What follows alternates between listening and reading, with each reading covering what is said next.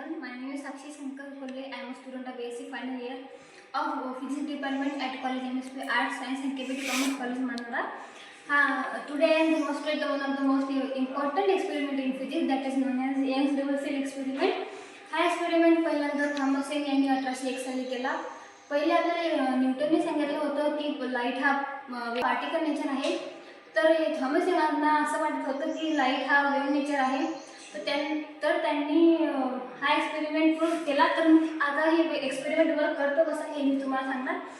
तर आपण एक मोनोक्रोमॅटिक लेझर घेतलेला आहे, डबल स्लिट इन वायर घेतला आहे, जे की डबल स्लिट म्हणून यूज होणार आहे एक्सपेरिमेंटमध्ये, आणि एक स्क्रीन घेतली आहे ज्यावर आपल्याला इंटरफरन्स पॅटर्न क्लिअर दिसेल. जेव्हा मोनोक्रोमॅटिक लाईट या थिन वायरवर इन्सिडेंट होतो तेव्हा या लाईटला दोन पाथ मिळतात परफॉर्म होण्यासाठी. तेव्हा ते कुठेतरी लाईट जाऊन सुपरइम्पोज होऊन आपल्या स्क्रीनवर एक क्लिअर पॅटर्न दिसेल.